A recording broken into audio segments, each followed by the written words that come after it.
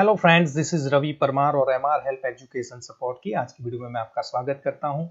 दोस्तों, आज की वीडियो जो चीज़ के बारे में है वो आप स्क्रीन पे देख सकते हो। कई दिन पहले मैंने एक कम्युनिटी में पोस्ट डाली थी जहां पे मैंने आपको पूछा था कि कौन सा स्टॉक है जिसके लिए आप स्विंग ट्रेडिंग के लिए एनालिसिस देखना चाहोगे। तो वहां पर ज़्यादातर लोगों ने बोला था कि हम रिलायंस का जो स्टॉक है उसके बारे में या उसकी डिटेल हम एज अ टेक्निकल एनालिसिस देखना चाहेंगे। तो उसी को देखते हुए मैंने ये एक पोस्ट भी डाली थी जिसमें मैंने बताया था कि रिलायंस की 27 अगस्त को ये कोई पोजीशन है। ओके, अभी मार्केट यहाँ पे रुका हुआ है और आपको कहाँ पे बाइंग पोजीशन लेनी है। जब ये लेवल था तो पॉसिबल था कि यहाँ से मार्केट थोड़ा नीचे भी रिट्रेस हो जाए। ये जो सपोर्ट था ये सपोर्ट को तोड़ के नीचे भी रिट्रेस हो जाए, क्योंकि मार्केट जब ओपन होती है तो हो सकता है गैप डाउन भी ओपन हो। तो उसी के लिए यहाँ पे मैंने ये सर्कल बताया था कि आप यहाँ पे ट्रेड एग्जीक्यूट करोगे बाय का। लेकिन अगर आपको लगता है कि यहाँ से ट्रेड छूट जाएगा, फियर ऑफ मिसिंग आउट जिसे बोलते हैं फोमो, तो आपको फोमो वगैरह है तो आप 25% कैपिटल यहाँ पे डाल दीजिए और फिर यहाँ पे सपोर्ट बनता है तो दूसरी जो आपकी कैपिटल है वो आप बढ़ाइए। ओके, आज मैं आपको रिलायंस कौन से लेवल पे चल रहा है वो भी बताऊंगा और रिलायंस को ही लेके टेक्निकल एनालिसिस कैसे करोगे, कैसे स्टॉक के अंदर क्या प्लॉटिंग वगैरह क्या करोगे, क्या टूल यूज करोगे, ओके, क्या एनालिसिस करना है, इंडिकेटर क्या यूज करने हैं वो भी बताऊंगा, मार्केट अवर्स में क्या करना है। अभी ट्रेड एग्जीक्यूट कर दिया है तो वो एग्जीक्यूट हुए ट्रेड पे आपको कैसे अपना प्रॉफिटेबल उसको ट्रेड बनाना है, तो वो सारी चीज मैं आपको समझाऊंगा। सिंपली अभी देख लीजिए कि ये जो 27 अगस्त का जो डेटा था 2225 की प्राइस थी। ओके, अभी के लिए मार्केट में बात करें, देखिए 30 मिनट का ही चार्ट मैंने लगा के रखा हुआ है तो आप खुद देख सकते हो। देखिए यहाँ पे ये जब ये रेकमेंड किया गया था रिलायंस, तब यहाँ पे मार्केट चल रही थी ये वाली, और दूसरे दिन गैप अप हुआ था। ओके, तो समझ लीजिए आपने यहाँ पे भी देखिए सपोर्ट बना था फिर से यहाँ पे, तो 2242 पे भी अगर पोजीशन बना ली होती जो थी 31 अगस्त को, तो वो दिन और आज का दिन देख लीजिए आपको कितना प्रॉफिट मिल रहा है। ओके, तो एक प्रॉपर टेक्निकल एनालिसिस के बेसिस पर ही मैंने ये रेकमेंडेशन दिया था। तो जिन्होंने भी अगर ये सोचा होगा कि ये सही कॉल है और उस पर बाइंग की होती तो आज क्या प्रॉफिट था आप खुद देख सकते हो। चलिए उसको छोड़िए, अभी मैं आपको बताऊंगा कि अगर आपको खुद से टेक्निकल एनालिसिस करनी है तो कोई भी स्टॉक में कैसे करोगे। तो दोस्तों उसके लिए आपको पहले तो क्या करना पड़ेगा, पहले आपको end of the day analysis करना है।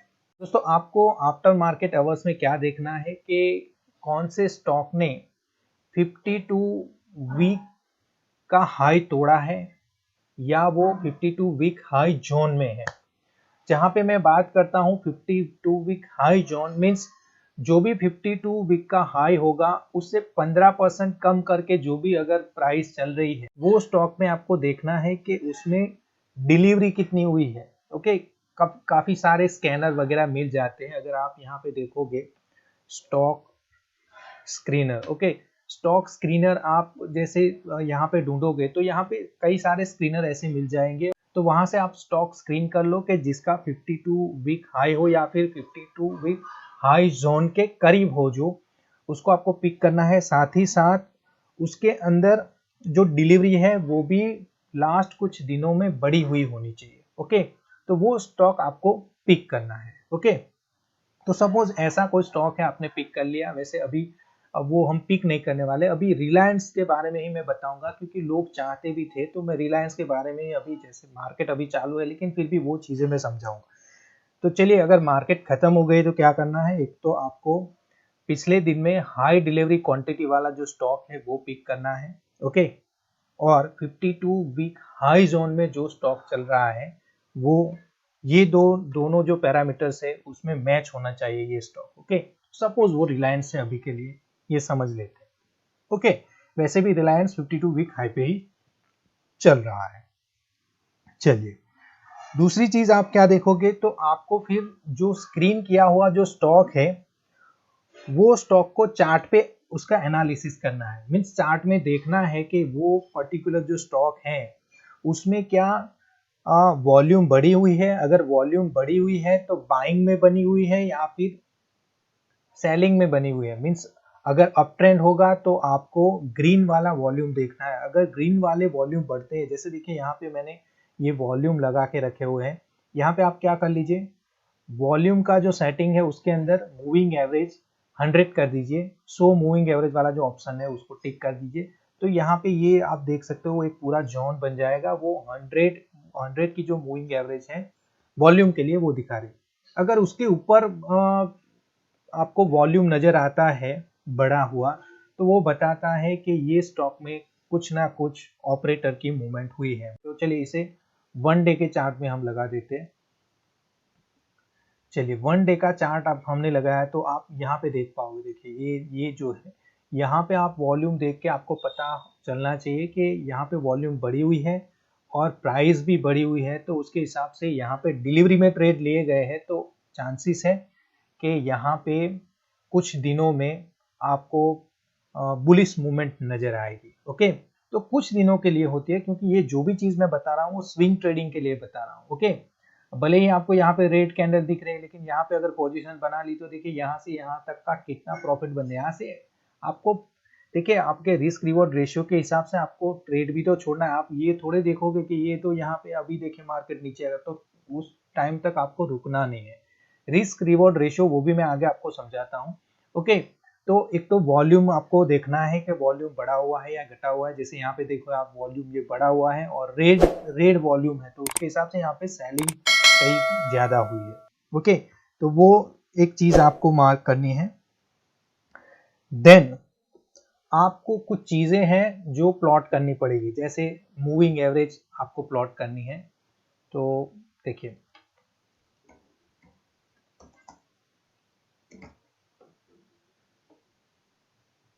चलिए मूविंग एवरेज एक्सपोनेंशियल मैं यहाँ पे ले लेता हूँ बाय डिफॉल्ट। 9 दिन की जो होती है को हमें करना है 21 और दूसरी जो है उसकी जो लेंथ रखनी है वो है 55। चलिए इसका थोड़ा कलर कॉम्बिनेशन को थोड़ा चेंज कर लेते हैं। चलिए ये ग्रीन वाली जो आपको लाइन नजर आ रही है वो है 21 डेज की एक्सपोनेंशियल मूविंग एवरेज। ओके, और आपको जो रेड वाली लाइन नजर आ रही है वो है 55 डेज की एक्सपोनेंशियल मूविंग एवरेज। अभी यहाँ पे आप देखोगे कि मूविंग एवरेज एक दूसरे को काट रही है। ओके, जब भी शॉर्ट टर्म मूविंग एवरेज है, मीन्स 21 दिन की मूविंग एवरेज है, वो 55 दिन की मूविंग एवरेज से ऊपर होती है तो आपको समझना है कि मार्केट अप ट्रेंड में है।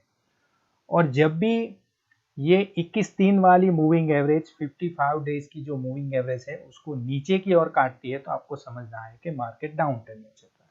ओके, एक दूसरी भी चीज देखनी है कि मूविंग एवरेज आपको बताती है कि मार्केट कहाँ पे सपोर्ट ले रहा है या कहाँ पे रेजिस्टेंस बना रहा है। देखिए यहाँ पे अगर बात करें, ये दिन की अगर बात करें तो आप देखिए यहाँ पे देखिए यहाँ पे आप देखोगे कि मूविंग एवरेज देखिए ये अभी अप ट्रेंड बना हुआ है। तो ये अभी जब भी रिट्रेस होगा, अगर ये स्टॉक अभी रिलायंस का स्टॉक अभी रिट्रेस होता है तो चांसेस होते हैं कि ये जो 21 डेज की मूविंग एवरेज है उसके ऊपर ही उसका सपोर्ट बनेगा और फिर से वो अप ट्रेंड में आगे बढ़ेगा। ओके, तो इस हिसाब से आपको कहाँ पे सपोर्ट मिल रहा है, कहाँ पे बाइंग पोजीशन बनानी है, वही चीजों को देखने के लिए आप मूविंग एवरेज को प्लॉट करते हो। मूविंग एवरेज के अलावा अगर आप देखिए ट्रेंड लाइन भी कई लोग ड्रॉ करते हैं, तो ट्रेंड लाइन भी आप ड्रॉ कर सकते हो। जैसे समझ लीजिए यहाँ पे मुझे नजर आ रहा है ये सपोर्ट बन रहा है। ओके, तो यहाँ पे मैं ट्रेंड लाइन यहाँ से यहाँ खींच सकता हूँ। देखिए ओके, ये देखिए ट्रेंड लाइन हमने यहाँ पे प्लॉट कर दी। तो ये ट्रेंड लाइन भी एक इंडिकेशन देती है कि अगर ये रिट्रेस होता है तो भी यहाँ पे उसका सपोर्ट बनेगा। देखिए एक तरह का ये प्रिडिक्शन होता है, टेक्निकल एनालिसिस एक्चुअली एक तरह का प्रिडिक्शन ही होता है, लेकिन ये कई बार काम करता है। ओके, तो हम ये सोच सकते हैं कि ट्रेंड लाइन भी आप लगा सकते हो या फिर मूविंग एवरेजेस भी आप यूज कर सकते हो कि कहाँ पे ये पर्टिकुलर स्टॉक अप ट्रेंड में सपोर्ट ले रहा है या फिर डाउन ट्रेंड में वो कहाँ पे उसका रेजिस्टेंस बनता है। चलिए यहाँ पे एक और भी ट्रेंड लाइन हम खींच सकते हैं, वो है हॉरिजॉन्टल ट्रेंड लाइन। देखिए यहाँ पे अगर आप देखोगे तो यहाँ पे भी सपोर्ट बनता हुआ नजर आ रहा है। देखिए यहाँ पे भी सपोर्ट बनता नजर आ रहा है। ओके, और कुछ मूवमेंट आप अगर ट्रैक करोगे, देखिए कुछ मूवमेंट अगर आप ट्रैक करोगे तो आपको ये भी नजर आएगा कि यहाँ पे भी एक रेजिस्टेंस जिसको अभी अभी ब्रेक किया गया है। ओके, चलिए चार्ट को मैं थोड़ा कस्टमाइज कर देता हूँ।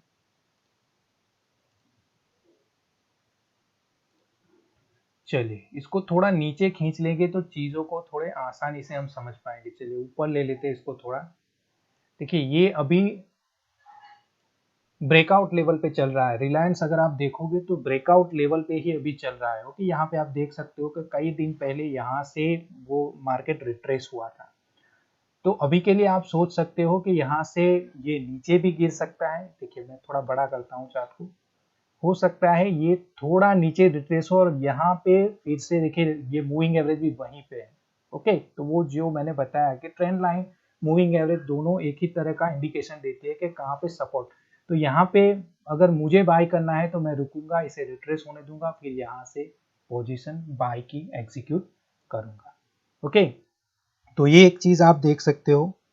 ओके, तो मूविंग एवरेजेस और ट्रेंड लाइन आपको कैसे यूज करनी है वो भी मैंने बताया आपको। देन कुछ इंडिकेटर्स होते हैं वो भी आपको यूज करना है। अगर एफ एंड ओ स्टॉक है तो एफ एंड ओ स्टॉक के लिए आपको उसका जो फ्यूचर होगा वो फ्यूचर का ओपन इंटरेस्ट कितना है वो भी देखना है।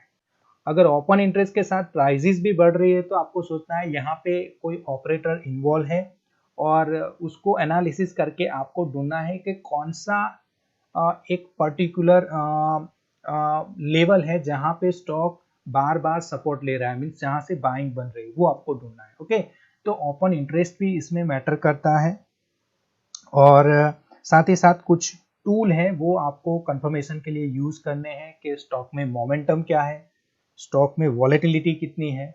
ओके, और स्टॉक ओवरबॉट है या फिर ओवरसोल्ड है, वो चीज़ों को जानने के लिए भी आप कुछ इंडिकेटर यूज कर पाओगे। जैसे यहाँ पे हम RSI को प्लॉट करते हैं। चलिए यहाँ पे हमने रिलेटिव स्ट्रेंथ इंडेक्स RSI को डाल दिया। अब इसको थोड़ा उसका जो कलर कॉम्बिनेशन है उसको चेंज करते हैं तो आप उसे अच्छे से देख पाओ। चलिए RSI को मैंने पूरी लाइन को बाइट कर दिया है। अभी इसका जो लेवल होता है वो लेवल होता है 30-70, इसको मैं करूंगा 40-60। ये कुछ भी कर सकते हैं, कुछ भी चेंजेस आप कर सकते हो, लेकिन ये मेरा एक तरह का मीन्स एक स्ट्रेटजी रहती है कि जब भी मैं RSI प्लॉट करता हूं तो मैं पहले तो देखता हूं कि स्टॉक अप ट्रेंड में चल रहा है या फिर डाउन ट्रेंड में चल रहा है। अगर स्टॉक अप ट्रेंड में चल रहा है तो वहां पे मैं देखता हूं कि जब भी देखिए यहां से अप ट्रेंड बना है। ओके, RSI में देखना है आपको जो स्टॉक की प्राइस एक्शन है उसको नहीं देखना है, RSI में देखना है कि यहाँ से अप ट्रेंड बना है और जब भी ये अप ट्रेंड 40 पे सपोर्ट लेगा तो मैं वहां पे बाइंग की पोजीशन लूंगा और वो एक्यूरेट 40 के ऊपर पोजीशन लेना चाहिए। ऐसा नहीं है कि 40 से थोड़ा नीचे आ जाए, 40 से थोड़ा ऊपर हो तो आप बाइंग की पोजीशन बनाओगे, ये नहीं करना है। एक्यूरेट होना चाहिए। देखिए यहाँ पे एक्यूरेसी कहाँ पे आपको नजर आती है, देखिए यहाँ पे एक देख लीजिए, यहाँ पे आप बाई कर सकते थे।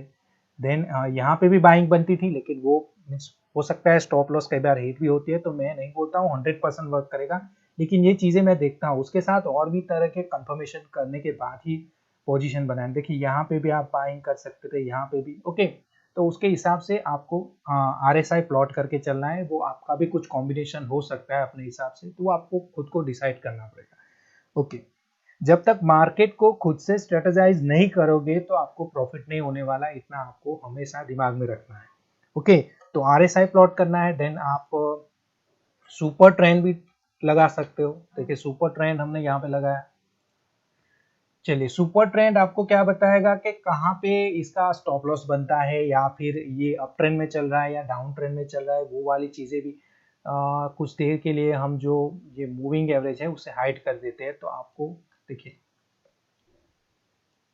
यहाँ पे आपको नजर आ रहा है कि देखिए सुपर ट्रेंड भी हमने जो ट्रेंड लाइन खींची है या फिर हमारी जो मूविंग एवरेज है उसी पे चल रहा है, तो वो भी एक तरह का इंडिकेशन है कि कहाँ पे आपको फिर स्टॉक को बेच देना है अगर बाय करके रखा हुआ है तो, या फिर आपने सेल किया है तो कहाँ पे उसको बाय करना है। ओके, तो उसके हिसाब से आपको सुपर ट्रेंड भी यूज करना है। तो सुपर ट्रेंड भी आप देख सकते हो अभी बाइंग की अपॉर्चुनिटी दिखा रहा है और उसका लेवल भी ट्रेंड लाइन का जो लेवल है सपोर्ट का वही दिखा रहा है।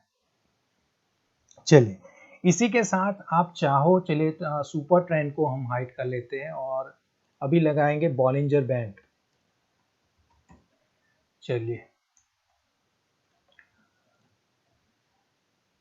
ओके, बॉलिंजर बैंड क्या है दोस्तों, वो एक तरह का वॉलेटिलिटी इंडिकेटर ही है, वो आपको बताता है कि स्टॉक में वॉलेटिलिटी कितनी है। ओके, चलिए मैं आरएसआई को भी अभी के लिए निकाल देता हूं। ओके चलिए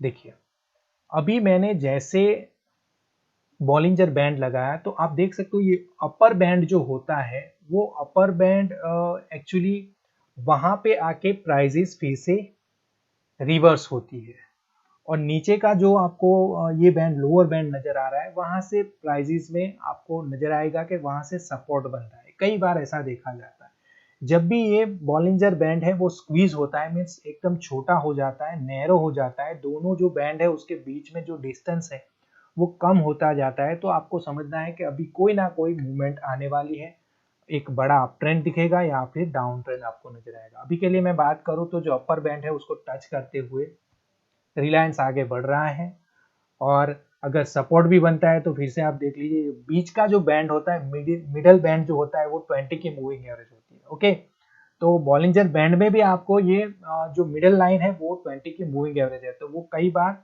सपोर्ट बनती है। तो अगर ये स्टॉक यहाँ से रिट्रेस होगा तो यहाँ पे जो मिडल लाइन है मीन्स 20 की मूविंग एवरेज है उस पर सपोर्ट लेके फिर से वो आगे बढ़ेगा।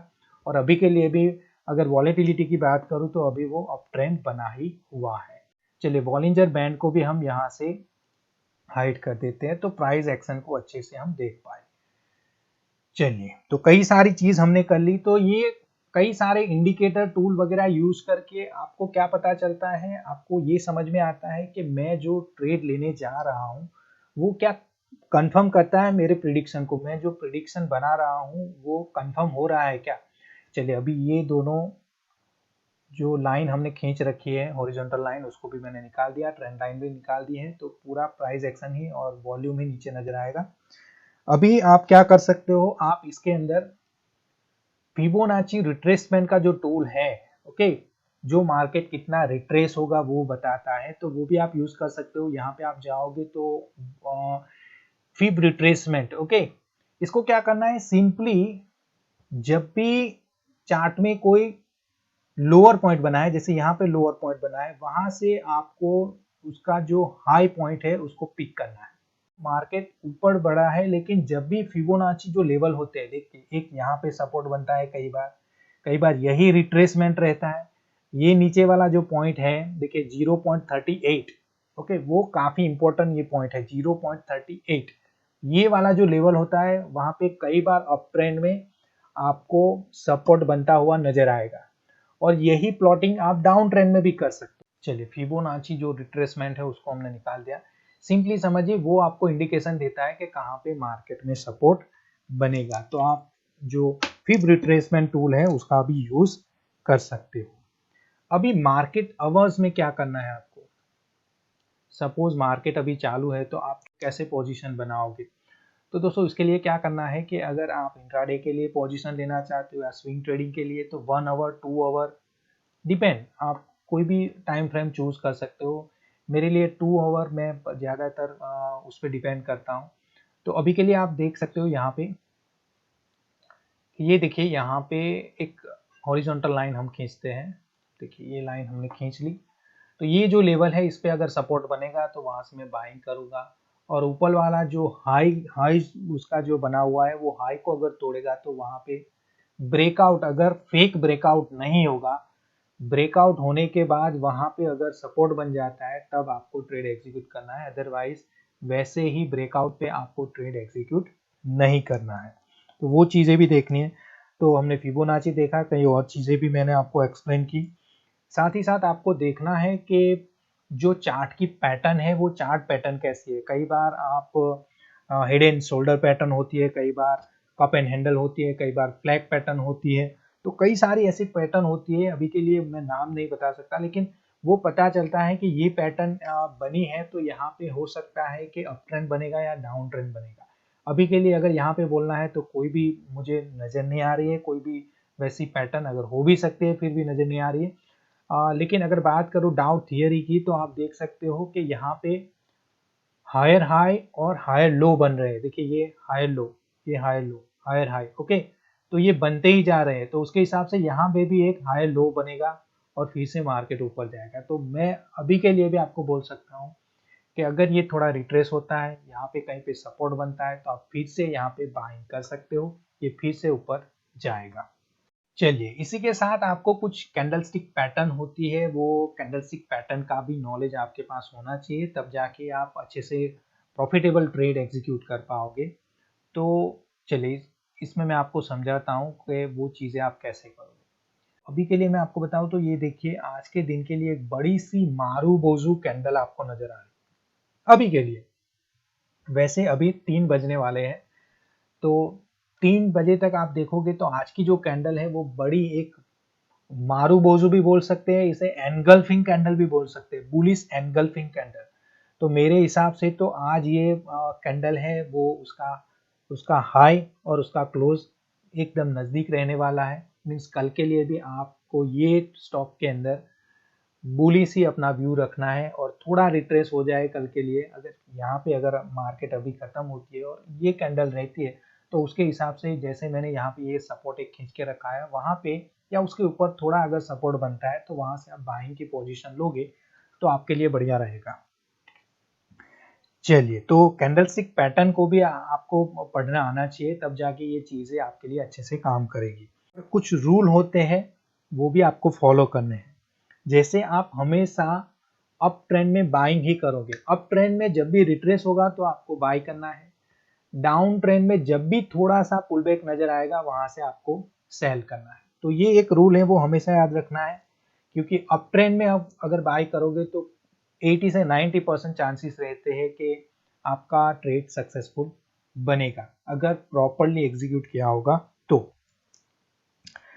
चलिए, अगर आपने ट्रेड एग्जीक्यूट कर लिया है तो फिर आपको देखना भी है कि यहाँ पे रिस्क रिवॉर्ड रेशियो फेवरेबल है क्या। जैसे अभी मुझे पोजीशन बनानी, कई लोग बोलेंगे सर आप बोल रहे हो यहाँ पे ये थोड़ा रिट्रेस हो जाए, ये सपोर्ट यहाँ पे बन जाए, फिर आप ट्रेड एग्जीक्यूट करोगे, तो वो किस लिए? वो इसलिए कि मैं चाहता हूं कि मेरा रिस्क रिवॉर्ड रेशियो मैच हो।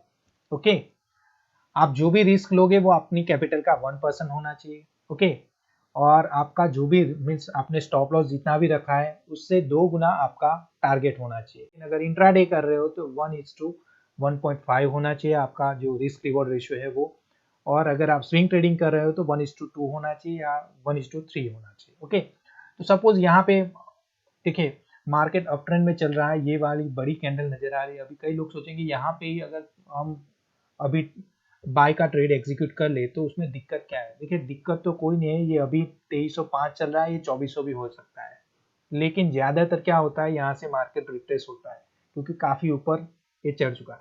अब यहाँ पे अगर मैं पोजीशन बना भी लेता हूँ तो मेरा स्टॉप लॉस कहाँ पे रखूंगा? मैं यहाँ पे वो वाली कैंडल या उसके नेक्स्ट वाली जो प्रीवियस कैंडल होगी उसका जो लो है वहां पे मैं स्टॉप लॉस लगाऊंगा, या सपोर्ट के नीचे कहीं भी हो सकता है। ओके, तो ये देखिए रिस्क रिवॉर्ड रेशियो मैनेज नहीं करेगा, मेरा जो कैपिटल है वो मीन्स कैपिटल एग्जॉस्ट हो जाएगा अगर ऐसे ही मैं ट्रेड एग्जीक्यूट करता रहा। 2254 का ये बन रहा है मेरा स्टॉप लॉस, और यहाँ पे बाय करूंगा, सपोज ये मार्केट नीचे गिर गया तो बहुत बड़ा लॉस होगा। उसी के लिए मैं बोल रहा हूँ कि अगर रिट्रेस हो जाएगा तो यहाँ पे सपोर्ट पे मैं पोजीशन लूंगा। सपोर्ट पे अगर पोजीशन बना 2267 2270 समझ लीजिए, और ये इसका जो लो बनता है ये कैंडल का वो है 2254, तो कुछ 16-17 पॉइंट का ही मुझे लॉस होगा, और अगर प्रॉफिट होगा तो 1:2 हमारा प्रॉफिट होगा। तो 17 पॉइंट का हमारा अगर स्टॉप लॉस बनता है तो 34-35 पॉइंट का हमारा टारगेट बनेगा। ओके, तो वो पॉसिबल है। ओके, तो जो चीजें पॉसिबल है, जो ज्यादा प्रिडिक्टेबल है, वही चीजें आपको मार्केट में करनी है, तब जाके आप अच्छे ट्रेडर बन पाओगे। चलिए, तो रिस्क रिवॉर्ड रेशियो की मैंने बात की। देन अगर आपका 1:2 का रेशियो है। अगर आपको लगता है कि टारगेट हिट हो गया है, सपोज यहाँ पे आपने ट्रेड ले लिया, कल के लिए आपने यहाँ पे सपोर्ट पे ट्रेड लिया, अगर बनता है तो सपोज हम अभी ये समझ लेते हैं कि कल यहाँ पे ऊपर थोड़ा ट्रेड बनता है, तो यहाँ पे ट्रेड ले लिया, देन आपको क्या करना है कि अगर ये आज के दिन का हाई कल के लिए वो प्रीवियस डे हो जाएगा। ओके, तो ये हाई अगर ब्रेकआउट होता है तो यहाँ पे आपको 50% प्रॉफिट बुक करना, मीन्स जो भी आपका मीन्स प्रॉफिट बनता है उसमें से मीन्स 100 क्वांटिटी बाई की है तो 50 क्वांटिटी आपको सेल कर देनी है और 50 क्वांटिटी से आपको ट्रेल करना है। ओके, दूसरे नेक्स्ट लेवल के लिए मीन्स दूसरा टारगेट आपको ढूंढना है कि ये वाला अगर टारगेट भी फुलफिल होता है तो 50% पे आप जो भी टारगेट है वहां पे 50% प्रॉफिट बुक कीजिए। देन नेक्स्ट लेवल के लिए बाकी का जो दूसरा 50% या 25% वो अपने हिसाब से आप वो चीजें कर सकते हैं। चलिए, और एक चीज बताओ कि कई लोगों को ये होता है कि सर यहाँ पे अगर मुझे तो पोजीशन बनाई, मैं थोड़ा अग्रेसिव ही सोच रहा हूँ, तो आपको क्या करना है, यहाँ पे 25% आपका जो भी मीन्स कैपिटल है वो डाल देना है। ओके, पूरा नहीं डालना है 25। सपोज आप हर रोज 500 क्वांटिटी बाय करते हो तो यहाँ पे 100 क्वांटिटी बाय कर लो, और अगर जैसे जैसे रिट्रेस होता है, देखिए 100 क्वांटिटी बाय करोगे देन ऊपर जाएगा तो आपको प्रॉफिट होने वाला है। ओके, तो ये फोमो जो होता है, फियर ऑफ मिसिंग आउट, वो नहीं रहेगा। सपोज यहाँ से मार्केट यहाँ पे चला गया तो आप बोलोगे सर आपने बोला था वो रिट्रेस होगा, लेकिन वो तो रिट्रेस हुआ नहीं, ऊपर चला गया। तो अगर ऐसा कुछ है तो आपको क्या करना है, थोड़ा रिस्क लेके यहाँ पे अगर 500 क्वांटिटी आप रेगुलरली बाय करते हो या इन जनरल बाय करते हो तो यहाँ पे 100 क्वांटिटी बाय कर लो, फिर रुको। अगर मार्केट नीचे रिट्रेस होती है तो हर एक रिट्रेसमेंट पे थोड़े थोड़े लेवल पे आप 100 रुपए डालते रहो और ऐसे ये जो प्राइस है उसे एवरेज करो। ओके, क्योंकि यहाँ से तो दिख रहा है कि ये बाइंग आएगी, हो सकता है वो नीचे भी गिर जाए, लेकिन ज्यादातर यही होता है। ओके, एक प्रॉपर टेक्निकल एनालिसिस करोगे तो यही होगा।